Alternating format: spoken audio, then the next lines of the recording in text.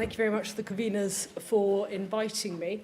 I've been learning a lot. I didn't know much about copper porphyry deposits, so I know a lot more now. So actually, some of the things in the talk today I've been thinking a bit more about. I think I'll go away much better informed for having been at this meeting.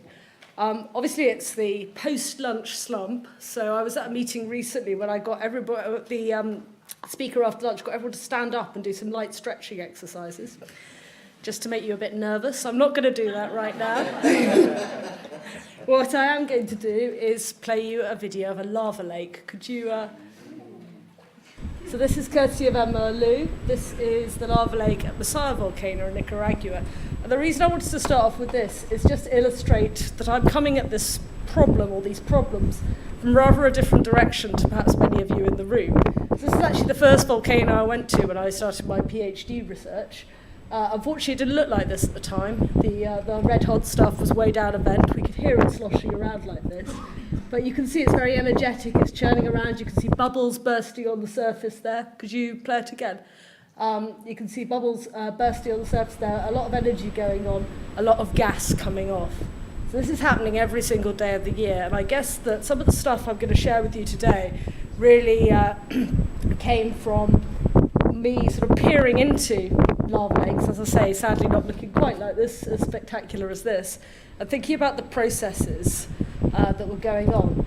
And the questions that kind of have motivated me over my career have actually more to do with the environmental impacts of volcanic plumes, and that's over the whole sort of remit of geological time, and also trying to think of the way in which they're markers for us in the geological record. So motivated maybe perhaps by slightly different questions to many of you in the room. So I'm sort of focusing on metals today, but I thought I'd just sort of talk a little bit about how us as volcanologists get to grips with fluxes of stuff coming out of volcanoes, those bubbles bursting on that lava lake surface. And there's kind of, there are many variations on this, but there's really sort of two fundamental things that we do. There are petrological methods here, which might be more akin to what some of you we've been talking about with fluid inclusions and things like that earlier on, where we look at inclusions of melt preserved in crystals during the evolution of the magmatic system, and then compare that with the degassed matrix glass that we get out at the end. And certainly this is very powerful for a number of things. It's very powerful for sulfur. It's very powerful actually for chlorine. This was sort of alluded to earlier in the conversation that we were having about big eruptions like Pinatubo. But there are some challenges in terms of actually getting metal fluxes in this way. So you can measure some metals using some techniques. You can use spot techniques, and more also things like laser ablation, ICP-MS. But you need the right sort of melt inclusions, the right sort of size, and high enough concentration of the metals to measure. So there's not every single metal in every single situation when you're thinking about degassing processes that you can track in this way. Sometimes as well, and I'll show you some data from this, sometimes as well you can use submarine glasses that have equilibrated or been frozen out at different pressures as well, with a sort of analogous type of way. But actually what I spent a lot of my career doing is actually measuring volcanic plumes and what's coming out of the volcano. So you can do this using a whole suite of techniques, and obviously the technique you choose is sometimes governed by the hazard situation that you're in. So if you've got a very, very explosive volcano, you're not going to want to go and sit in the plume. This is Chiada Roberts on Hawaii, sitting in Halemaumau plume from Kilauea volcano. This is some of my measurement equipment at that volcano Masaya that we saw the video of earlier on. You're going to want to use remote sensing techniques. And the remote sensing techniques you use will be determined by exactly how hazardous. So for the really explosive eruptions, you're going to want to use a satellite. So this is particularly good for sulfur dioxide because of the spectroscopic properties of sulfur dioxide, but also its low background levels. For HCl, there are some, so for chlorine, which is another species there's a lot of interest in around the room, there are some satellite techniques that you have, but they're much more constrained. There's about 4 measurements of HCl or 4 different eruptions that have been measured for HCl in explosive plumes. That's because you have to use limb sounding rather than, you can't use the nadir geometry. You have to use limb sounding techniques, and also you get less of the halogens get high up in the atmosphere because they tend to get scavenged. So that can be a challenge in terms of it's good for sulfur species, but not for HCl. And it's not good for hydrogen sulfide either. It's good for sulfur dioxide because it's particular spectroscopic properties.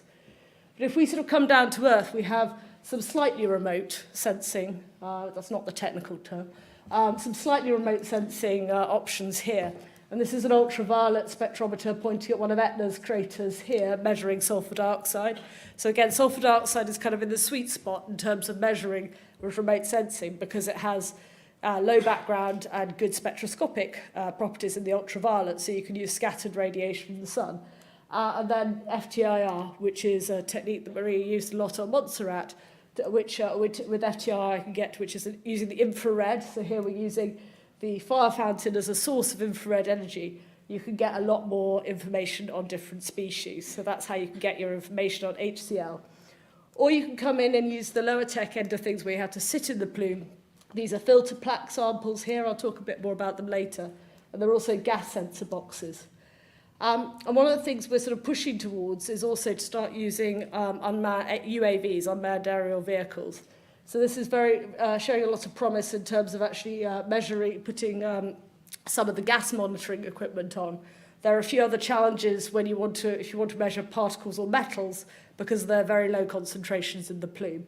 But this is the kind of array of approaches that we have. So peering back into my volcano, this is a still. This is actually more like what Messiah looked like when I went there. Not that I'm bitter, Emma, but you got to see that wonderful lava lake. But peering back into my volcano here, and during my PhD, I was thinking a lot about how the stuff that was in the lava lake here got to be the stuff that I measured up here at the crater rim. And actually, this environment down here tends to excuse the pun, be an absolute hotbed of reactivity. So there's a lot of stuff going on in here. You have strong chemical gradients, and you have strong temperature gradients. And in the natural world, that tends to mean you've got a lot of interesting things happening. So even on that lava lake, if you recall that kind of video and you saw it sloshing around like that, even though we wouldn't call that an ash-rich plume, it's not like your Mount St. Helens or your Pinatubo with a big ash-rich column, there are nonetheless silicate particles coming off that lava lake as the bubbles burst. So even in this hot gas stream, you have small beads of silicate. I'll show you a photo of one in a bit. So you have this silicate flux here, but then you also have the gases coming out of the bubbles, and you coming out of the bubbles and then cooling very, very rapidly. And you have atmosphere mixing in as well, which can change some of the species. And I'm not really going to touch on that today, but that could do some very interesting things. But then you have cooling going on, and you have interactions occurring between all these different phases. So what we measure up here is not just a mixture of these two different routes. You've got this fragmentation route, but also this emission route here. We've also got all this chemical processing going on in the meantime. So we have to be kind of quite careful to be thinking about what the different signals actually tell us. So coming back to trace metals and thinking about how we're going to measure those. So there was some seminal work done on Hawaii. This is a paper by Todd Hinckley back in 1991. And his work just basically took a relatively kind of low-tech setup. So you've got a filter paper here, which strips out all the particles in the plume. And then he took the gas stream. This is a pump back here. This is the volcano, if you like, there. And basically cooled it right down. So he condensed everything that was in the plume. And what he did basically was just to see the fraction of the metal that you captured in the particle phase on this filter here. And the advantage of Hawaii is you can actually get very close to the hot stuff. But what you caught on the particle phase there and compare it to that. And his conclusion was, it was just a handful of metals he looked at, but the very, very low fractions. So you might want to look at this. So copper was less than 10%, and the others, even less so, were actually in the gas phase. They were mainly, even in this relatively hot plume coming off Hawaii, they were mainly in the condensed phase. The other technique that people this is the stuff I was sort of reading when I was starting my PhD to try and understand what was coming off the magma, was also using thermodynamic modelling. So again, this is a gasworks model, which was the Simmons et al. Paper. This is one of a series, actually. This is the one from GCA. And they just did a free energy calculation of a gas mixture and calculated what species you would get.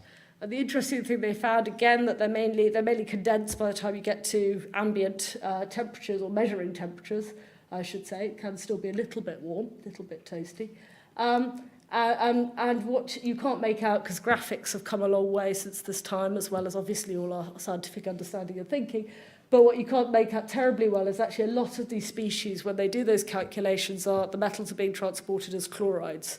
Not ubiquitously, there are some sulfides and there's some oxides in there as well, but there's a prevalence of chlorides in terms of the gas mixture itself. And actually, there was a very nice paper. This is the only, I think the only time I know of an actual direct piece of evidence or a direct measurement of speciation of a metal in the plume. And this was using a technique called the photoelectric charging of particles. And this is actually a lab study. So they took a partly degassed Etna bomb and heated it in a furnace. And basically were able to show, this is the spectrum from the bomb, and these are two artificial spectra of copper chloride particles. And they were able to show that the copper chloride came out came out as a chloride. So that was these are the sort of constraints that we had. So what I was doing mainly sort of in terms of PhD, but this is also still the sort of way that we actually often try to get at metal fluxes from volcanoes or measurements of metals in volcanic plumes. It's just using this very, very low-tech setup here, which are filter packs. So you attach this end here to a pump, and then you just draw your plume through a series of filters. And the first filter, if you like, is like a sieve, and it sieves out all the particles. And these ones here you soak in alkali so that you can get the gas species. You can get sulfur dioxide and hydrogen chloride. And as I say, it's very, very low tech. One of my French colleagues actually used to like to take apart a Hoover to power this setup. And he had this wonderful way, he says, the dust buster. So we would go up on the rim with the dust buster and sample the heck out of some volcanic plume. He was often standing here smoking, which was always a nice addition to the particles that you get at the end of the day. So, there's a few question marks over that too. I've got some good photos, which I don't tend to show in talks. So you're setting on the crater rim, you're about 150 metres, 300 metres away from the magma-air interface there, you're sampling. Another thing we can do is actually size segregate the aerosol. Because this is another important thing we want to know. So this is something called an impactor, which sucks the plume through a series of stages and sieves it out. And that allows you to basically size fractionate. And you can see these very nice results here. This is from Messiah again. This is the daytime plume. This is the sulfate aerosol, one of the main phases in volcanic aerosol. And here's the sodium behaving in concert with the sulfate aerosol. I won't go into it, but what was interesting today, that's the nighttime plume there. So you can actually see the cloud growing from the plume in the nighttime. But that's a different story again. So as I said, we can kind of, with some notable exceptions, which I will mention because I need to, but with some notable exceptions like mercury, when we're thinking about metals, we can often think about just this route here. We can kind of take out the gas route, if you like. So you can think about these two competing routes, that you've got these silicate particles being thrown up by those bubbles bursting. And this is actually a picture of one from Messiah. So you can see these glass beads, as I like to call them. These little glass beads, which are from where the wall of the bubble actually burst. And you get left with those and other fragmenting processes as well. And then you end up with this volatilization route as well, where the metals actually go into the hot magmatic gas. We think from thermodynamics that they're in the form of chlorides, sulfides, or oxides. And then they condense. And they can either condense to form their own aerosol, they can condense with water to form aerosol droplets, or they can overgrow the silicate particles as well. And this is a sodium chloride with a bit of chromium in it particle that we measured from Messiah's plume. So as I said, I was sort of driven maybe by some slightly different things. So I put these pie charts together, which just show, this is slightly out of date. This is a compilation I did back in 2003 and drew heavily on Nariaga's 1989 compilation. But just to give you an idea of where we sit when we do these different techniques and we scale up using sulfur dioxide because that's the easiest flux to measure, we basically can see that gas emissions of copper are quite a sizable chunk of the pie from volcanoes in terms of this is the other natural sources, this is the anthropogenic. And also for other metals as well. So, for example, cadmium, a smaller part of the pie, but nonetheless, it's sort of visible on this chart. But there are various, just thinking about the bulk flux of these metals out of the volcanoes, actually only part of the story. So we want to sort of think about what they do in the environment, their environmental availability. We want to think about how far they get in the environment, and that's actually largely determined by the size fraction they come out in.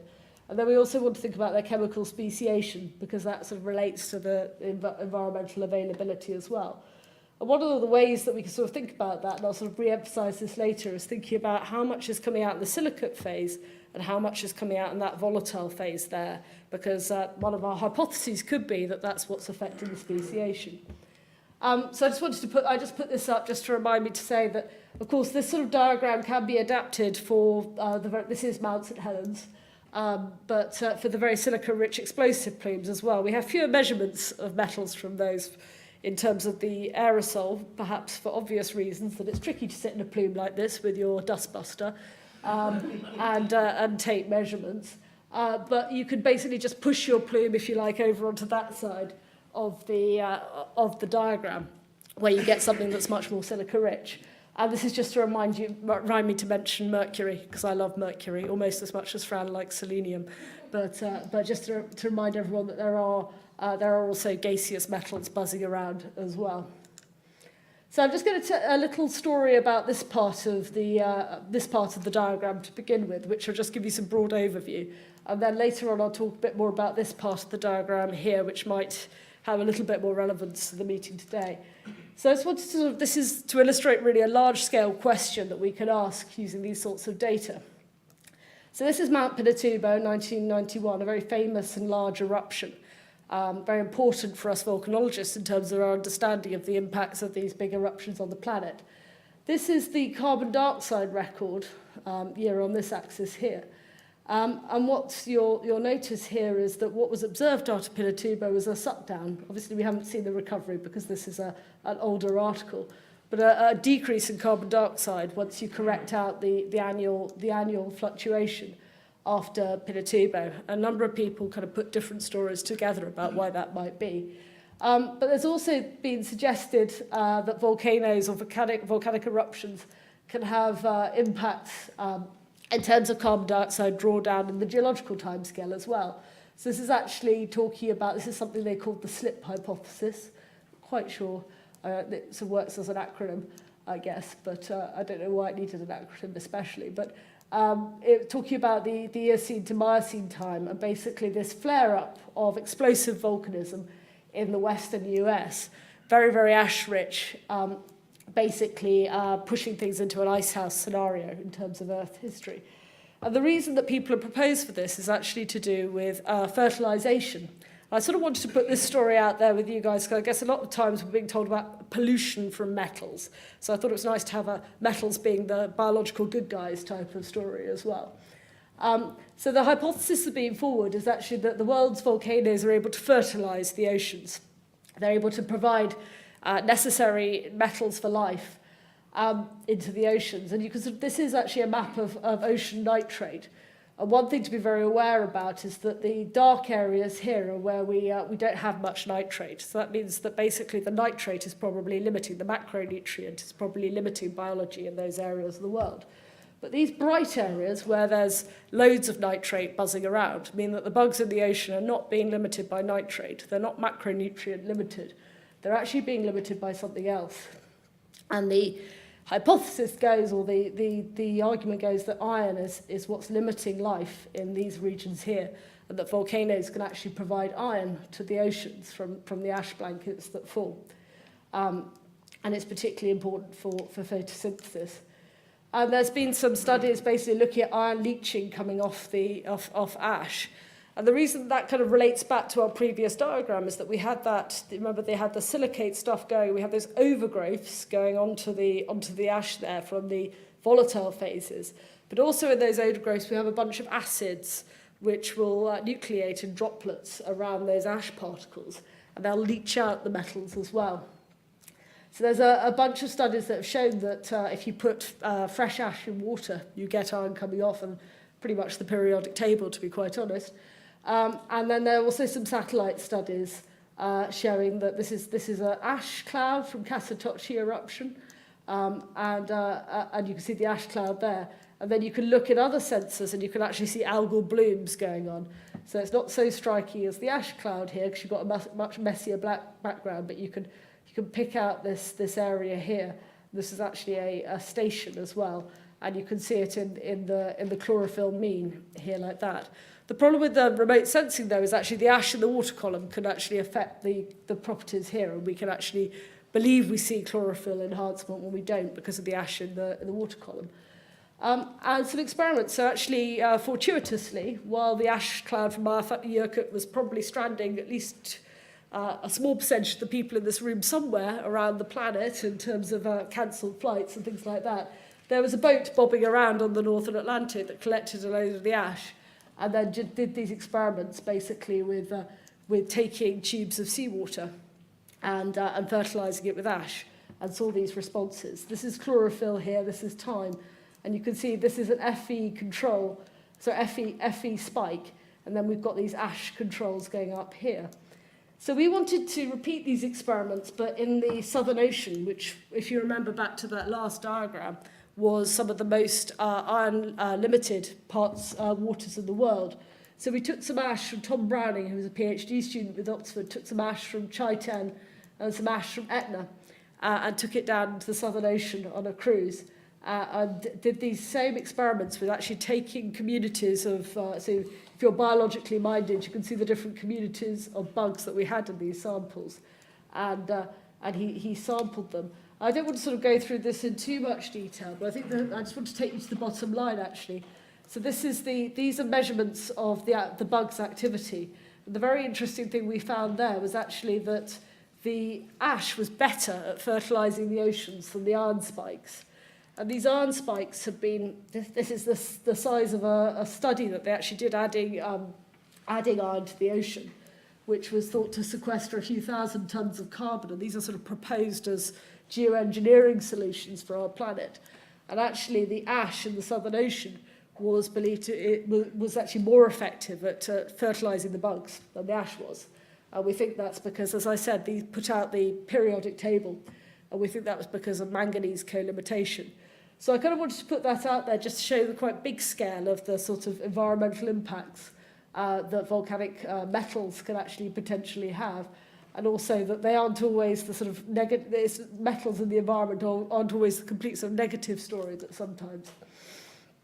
But in the second half, I'm just going to sort of focus on this part here. So this volatilization of metals from magmas. So we've got metals coming out in ash particles or in silicate particles, which I've already said, and acids can leach those, and you can have stuff overgrowing. But we've also got this process going on here of volatilization, and I guess I'm try and convince you there's some useful things that we can learn by actually studying that process. The reasons I think that it's interesting, I guess ore deposits, it's part of the process, volatilization. We've been talking about partition coefficients a lot this morning and things like that. But from my point of view, I'm also interested in environmental availability. And also, I guess that more the way in which metals are tracers in the Earth system. And one example of that is sort of thinking about volatility in the very, very early Earth in terms of metals coming off things like magma oceans, for example. So when we there we go. When we're making our measurements up here, we want to try and get at this process down here separated off from this process, we have to make some corrections, because what we're measuring on our filters up here is a mixture of all these different gubbins from down here. And part of the thing that's challenging actually in our community is that we're all using slightly different ways of doing that.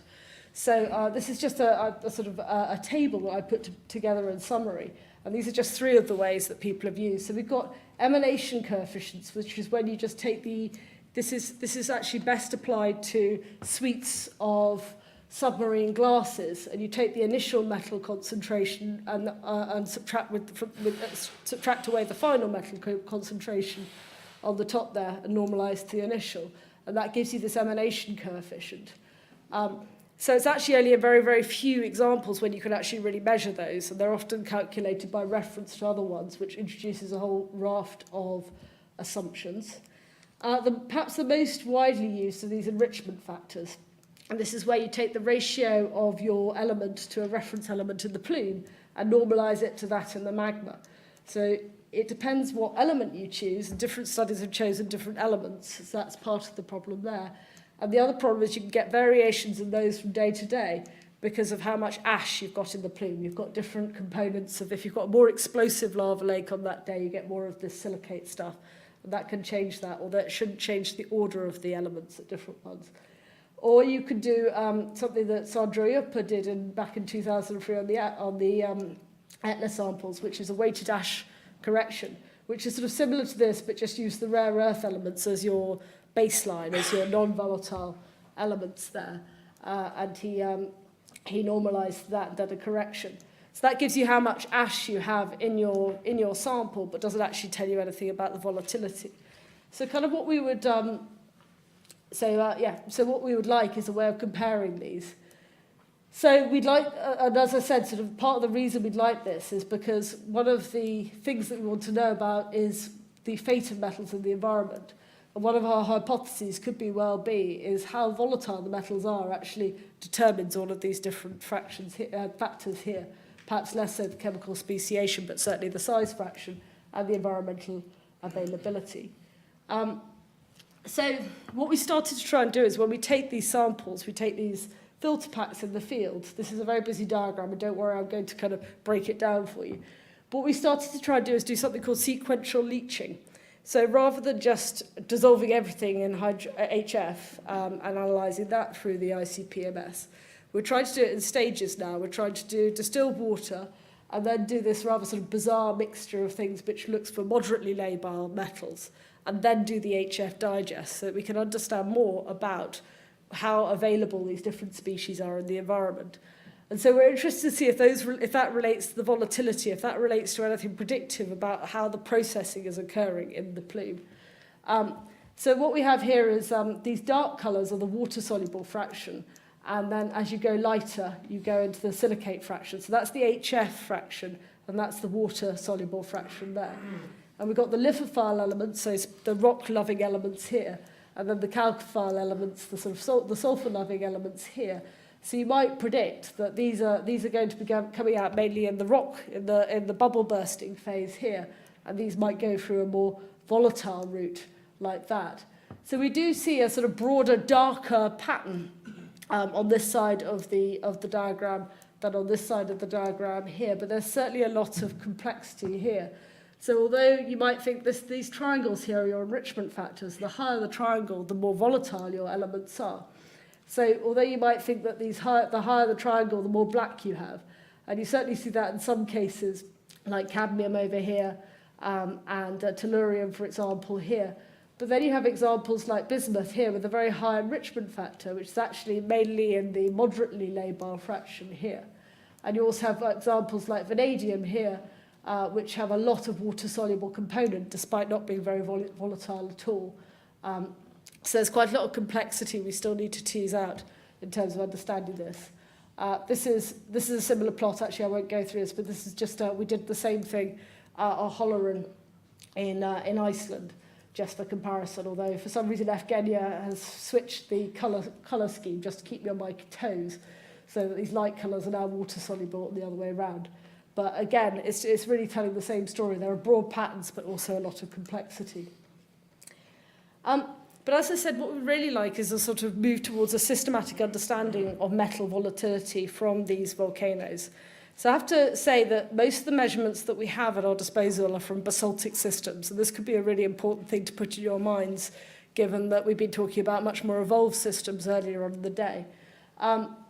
So what I've shown here is a compilation that I did back in 2015.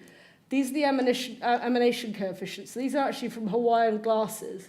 This is the sort of periodic table of elements, or metallic elements anyway, from here. And what I did then was to look at the weight ash fraction and to make that ash correction, and then to use the gas composition to actually correct back to the the gas composition that you'd expect right at the magma-air interface. And so this is like a pseudo-partition coefficient, if you like. What we'd really like is to have numbers from to go around the world and measure the world's volcanoes and have numbers from all different systems with different oxygen fugacities, different silica contents, and be able to compare them to each other so that we can build up trends. So although this has its own disadvantages because you actually need to know quite a bit about the gas composition and things like that, this is just showing you that you can sort of take these different emanation coefficients, these different measures of metal volatility measured in different scenarios, in different plumes or in different glass suites. And you can get broad trends that agree, but you can also get outliers as well. And I think every time I've done a plot of these different things against each other, you always tend to have these outliers. So in this particular instance, these are measurements from lava lakes. So these are measurements of aerosol from lava lakes from Etna and Masaya in Nicaragua. And these, as I said, is a glass suite. And you can see that we're predicting that tellurium, thallium, and antimony are actually more volatile than the glass suites, the submarine glass suites in Etna would suggest. But we really want to move towards understanding this. One of the things and this is work that I've been doing with Marie Edwards and Emma Liu. And one of the things we want to sort of look is also drawing out different patterns between different scenarios. And what we did recently, or what Marie did recently, was to compile more metal. These are metal to sulfur ratios. And to start comparing arc systems, so arc systems with ocean island systems. This is Iceland eruption here, this is Hawaii here, and then 2 Italian volcanoes. And these are metal to sulfur ratios in the plume, and starting to actually think about the differences between them. So the first thing to highlight here is that these ocean island systems are less enriched in metals compared to sulfur in the plume. Now, one reason for that could be they're also less enriched in halogens because they haven't got a subduction zone element, although Etna's a sort of slightly mixed bag. But they're broadly speaking less enriched in metals than the subduction zones, and people had observed and commented on that before. But there's also some spikiness in this pattern, particularly looking at tellurium and tin and selenium. We see these sort of spikiness in that otherwise subdued pattern. So it's not that all the elements are subdued, there's some sort of potential for fractionation going on. But these are metal to sulfur ratios. They haven't been normalized for the actual rock that we're dealing with in this situation. So if we then go on and think about something, and this is with enrichment factors now.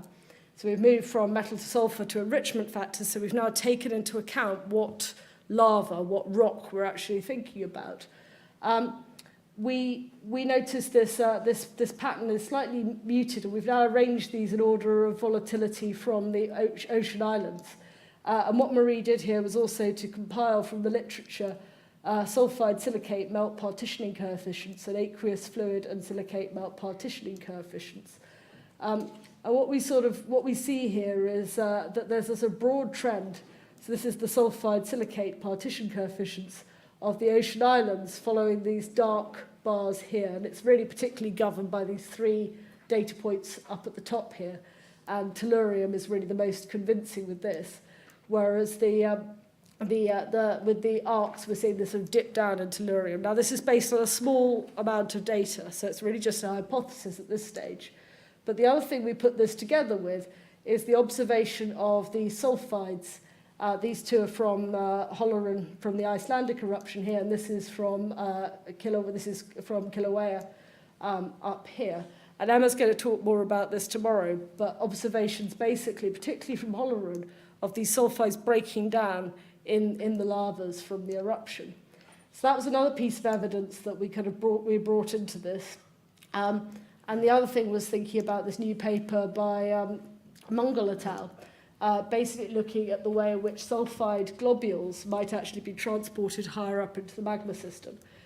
So him and his co-authors were suggesting they were sort of brought up into this area to help with ore formation processes, but there also is the possibility these sulfides can be brought up higher into the magnetic system to play a role in degassing. So this is from an elements paper that Marie and I put out earlier in the year. And our hypothesis really is that we're talking about basaltic systems, and we're talking about quite shallow processes potentially here. So some of the stuff we were talking about earlier might be going on kind of in this sector down here, if you like. But the sort of hypothesis we're putting out there is that we have this interplay between vapor saturation and sulfide saturation of the shallow melts, and that potentially in the ocean island example, you can get a different reflection. So you might think that as you get, I know John was saying earlier about sulfide saturation being ubiquitous, so perhaps both have been sulfur saturated deeper down the system.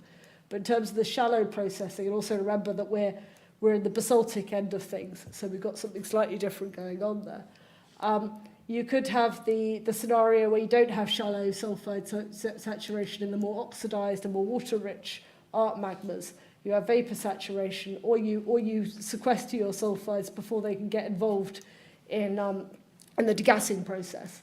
So you have no sulfide involvement in the gas, or minimal sulfide involvement in the degassing process in the arcs, whereas in the ocean islands you end up with these sulfides breaking down in the shallow melt as the degassing is going on and contributing sulfur and metals into the plumes themselves, leading to this enrichment in some metals that are particularly strongly partitioned into sulfides. So that's our hypothesis there, and we would very much like to get more data to test that further. So the one thing I just wanted to end on, I was thinking about the importance of metal volatility much more broadly. This is actually some work that's just come out from Bernie Wood's group, so Ash Norris's PhD, also in Oxford. But I really want to, they're interested in metal volatility for rather different reasons than perhaps people in the room. They're interested because they want to understand the composition of the Earth and what that tells us about. So they were interested in thinking about how volatile metals really are. And one of Bernie's gripes was that you've got these, when you think of cosmochemistry, people are always talking about metal volatility in terms of these Lodders condensation temperatures, which is actually it's low pressure and quite reduced gas composition. And it's the temperature at which half the metal is condensed into the gas phase. So volatility actually goes that way on this axis here. People have been looking at the compositions. This is normalized to chondrite, Ci chondrite, looking at these compositions of the bulk Earth here, and basically suggesting that anything in this zone here is this end things might have degassed, but these things are potentially partitioning down into the core. But Bernie's argument has been that this has been the wrong type of metal volatility to choose. So I sort of been chatting to Bernie and did note that if we looked in these are Lodders condensation temperatures, if we looked in our database about the lava lakes, there was this group of metals here that stood out that basically are more volatile than the condensation temperatures that the cosmochemists would predict. And obviously there's rhenium up here, but I think that's to do with an oxygenated atmosphere, so I'm sort of forgetting that just for a second. And if I draw lines, so if this circle here, and I draw circles around these different elements that are standing out, actually you can see a few of them should probably be shifted along this diagram into the potentially degassing end of things. And Bernie's done experiments, so I'm running a little short of time, so I won't go into it, but Ash, for his PhD, designed a very nice experimental rig in order to actually measure metal volatility in the lab. And we can start doing things now where we actually compare their experimental results, which are done in the absence of halogens, in the absence of sulfur, but we can start to compare their experimental results with results from the field. And I think that these have not been done in the right conditions to compare with that, but I think it's an exciting prospect to be able to bring together field measurements, lab measurements, and hopefully measurements from melt inclusions and other things as laser ablation techniques come on in the future. And I shall leave it there. Thank you very much.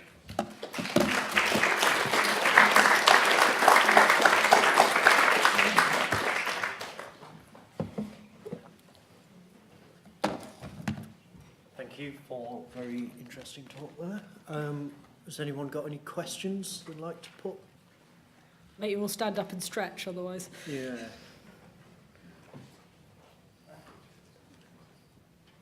Dan? So with the tellurium and selenium and the high volatilities, do you know what the speciation is of those to give them the volatility? Are they actually behaving as metals in those systems, or are they in their semi-metal sulfur-like behaviour? That's a good question. So the data from the ocean islands would suggest that they're behaving as sulfides and then getting volatilized through the breakdown of the sulfides. I'd have to go back through the thermodynamic calculations. They'll basically be with ligands, which is why the experiments that Bernie did at the moment are so they're volatilized as some sort of salt. So they're behaving like a metal, as in they'd be like a tellurium chloride rather than hydrogen telluride. Yes, I think that's right. That's the prediction from the thermodynamics, anyway. If you believe that everything is included in that model.